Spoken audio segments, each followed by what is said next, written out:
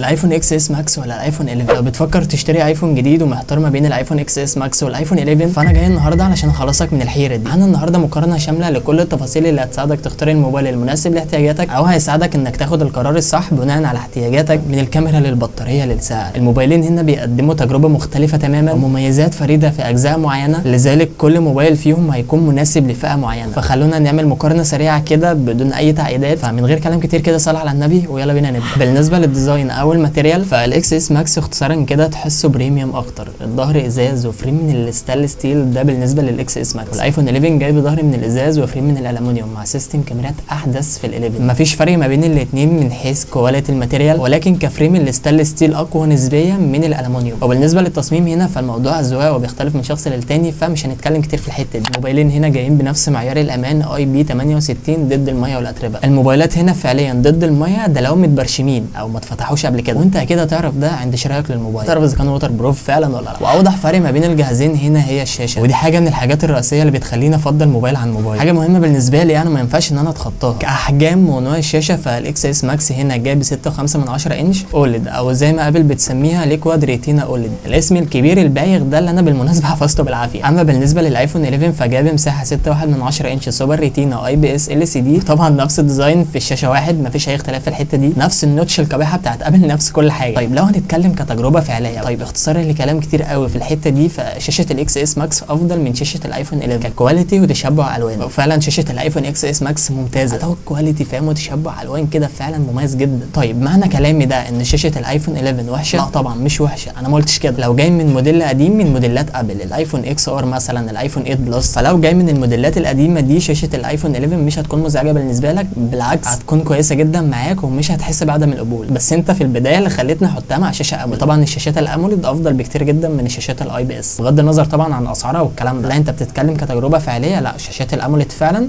تجربتها مميزه جدا. فانت لو جاي من موديل او موبايل بيدعم شاشه اموليد، فالموضوع مش هيكون الطف حاجه بالنسبه لك تماما. مش هتقدر تتقبل فكره ان انت تاخد موبايل بشاشه IPS، لكن تعاملك كله كان مع شاشات IPS او البوينت دي مش مهمه بالنسبه لك قوي، فهيكون الايفون 11 تمام جدا ومقبول بالنسبه لك. اذا الاكس اس ماكس افضل من حيث الشاشه هنا. طيب انت لحد دلوقتي اكيد ملاحظ ان الايفون اكس اس ماكس فوق وبتاع، احب اقول لك انت تمام وعندك حق، بس اتقل معايا علشان كل اللي جاي بتاع الايفون 11. طيب خلونا نكمل. بالنسبه للمعالج او الاداء، الايفون اكس اس ماكس جاي بالاي 12 بايونيك مع 4 جيجا رام، والايفون 11 جاي بالاي 13 بايونيك مع 4 جيجا رام. كارقام على الورق الايفون 11 اقوى من حيث المعالج لان دي تشيب اعلى واحدث، ولكن كتجربه فعليه وده الاهم الفرق ما بينهم مش كبير. يعني الاداء العام وفتح الابلكيشنز في ال11 افضل حاليا، لكن قبل كده ما كانش في فرق تماما، الا لو اردت الدكه بقى معلم ودخلت روبوت في الموضوع، ساعتها ممكن يقدر انهي موبايل اسرع من التاني. الكلام ده من سنه او من سنتين. ففي الوقت الحالي وده الاهم بالنسبه لنا، من حين لاخر هتلاقي الايفون 11 بيفتح الابلكيشنز اسرع من الايفون اكس اس ماكس، والعكس صحيح. بس في اكتر المهام اللي حصلت الايفون 11 بيتعامل مع فتح الابلكيشنز اسرع بشكل نسبي. طب بعد سنه او سنتين من الاستخدام هل هيكون في فرق واضح فعلا في حته الاداء هنا؟ الاجابه ودي النقطه المهمه في الجانب ده بكل تاكيد. الايفون 11 هيقدم لك تجربه اداء افضل من الايفون اكس اس ماكس في الوقت الحالي، لان المعالج اللي موجود في الاكس اس ماكس اقدم من اللي موجود في الايفون 11، فنقطه الاداء هنا بكل تاكيد تروح للايفون 11. واخر اصدار iOS للايفون اكس اس ماكس كان iOS 18، يعني دي كانت اخر سنه ليه، وبكده هيكون طلع من الحسب، عكس الايفون 11 اللي هيوصل معاك لحد iOS 19. اذا نقطه التفوق تروح للمعالج الافضل والاحدث. ومش بس المعالج الاحدث هيقدم لك تجربه استخدام مميزه وبتاع، لا الموضوع مش متوقف على كده بس، الموضوع فيه مميزات واكتر من كده بكتير. خلينا نكمل وفي كل جزء اقول لك على الميزه اللي بيقدمها المعالج هنا. دي كانت نقطه ايجابيه في الايفون 11، وده هتاخدنا للنقطه اللي بعدها، البطاريه.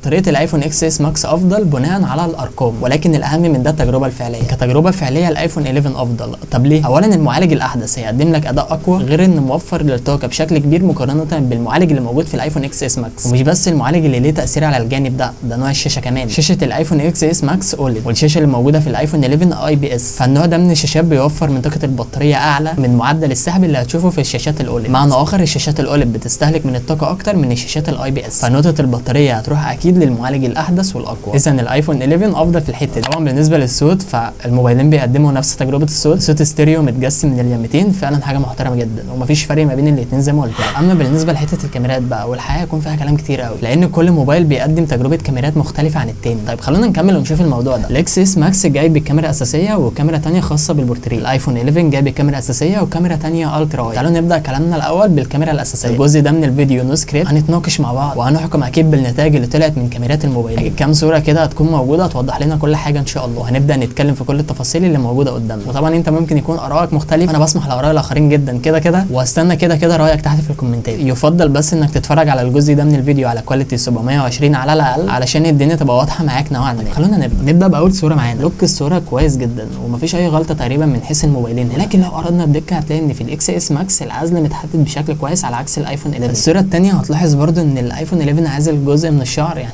مش الجزء اللي هو طفيف وما تذكرش وبتاع، لا الموضوع هنا فعلا اوفر قوي على عكس الايفون اكس اس ماكس اللي محدد الاطراف بشكل كويس جدا. وفي معظم الصور تقريبا هتلاحظ ان العزل في الايفون 11 مش افضل حاجه مقارنه بالايفون اكس اس ماكس، احيانا بيغلط، مش بيقدر يحدد الاطراف بشكل كويس، مش هيقدم المطلوب منه في الحته دي بكفاءه عاليه، مش هيقدم لك كمان ال2 اكس وال1 اكس اللي موجود في الايفون اكس اس ماكس، لان مفيش عدسه مخصصه للبورتريه هنا في الايفون 11، بيعتمد على قوه المعالج. طيب بالنسبه للكاميرا الرئيسيه، فاول صوره اللي هتلاحظ فيها ان الديناميك رينج ممتاز في ال11. لو ركزت في الجزء ده هتلاقي ان الايفون 11 قدر يعمل كنترول وطلع بنتيجه افضل من الموجوده في الاكس اس ماكس. الصوره الثانيه الاختلاف فيها لون السما. لون السما في الاكس اس ماكس مش هيطلع النتيجه اللي عينك شايفاها، لكن ال11 هيقدم لك اللي انت بتشوفه او اللي عينك شايفاه. عموما الايفون 11 هيطلع لك نتيجه شارب والوان مميزه اكتر من الايفون اكس اس ماكس، فالكاميرا الرئيسيه اللي موجوده في ال11 افضل من اللي موجوده في الاكس اس ماكس. كلام ينطبق عليه برده في الاضاءه الليليه. الصوره في الاضاءه الليليه في ال11 ممتازه مقارنه بالايفون اكس اس ماكس، هتلاقي فيه تفاصيل في الصوره اكتر، خاصه ان ال11 بيدعم النايت مود فهتطلع نتائج منه ممتازه. هتلاقي الصور معاك منوره اكتر وده هينتج تفاصيل في الصوره بشكل اكبر، فال11 في التصوير الليلي فعلا خارق. السيلفي كمان افضل في ال11. المعالج الجديد يا جماعه بيقدر يعالج الصوره بشكل افضل والصوره بتطلع بشكل اوضح كمان. اختصارا للموضوع الكبير ده، الايفون 11 بيقدم كاميرا رئيسيه ممتازه وافضل من اللي موجوده في الايفون اكس اس ماكس. ولكن لو هنتكلم عن البورتريه، لو البوينت دي مهمه جدا بالنسبه لك، فالايفون اكس اس ماكس هيكون الافضل. الايفون 11 في كاميرا السيلفي بيدعم 4K 30 فريم في الثانيه، والاكس اس ماكس في كاميرا السيلفي اخره في التصوير 1080 بس. طيب احنا تقريبا كده اتكلمنا عن كل حاجه تخص الموبايلين دول. اخيرا حابب انوه عن حاجه مهمه جدا. الايفون اكس اس ماكس مفيش منه جديد تماما، مفيش حاجه اسمها جديد ومتبرشم ونو اكتيف وبطاريه فوق ال 90 يا باشا وكان متخزن، الكلام اللي دايما بنسمعه من اغلب التجار ده. مفيش الكلام ده بجد عشان ما تتخدعش. الموبايل ده تم اصداره في 2019، فاستحاله تلاقي منه جديد، استحاله، خاصه ان الموبايل ده كان معدل السحب عليه عالي جدا. فلو لقيت اكس اس ماكس بطاريه مثلا 80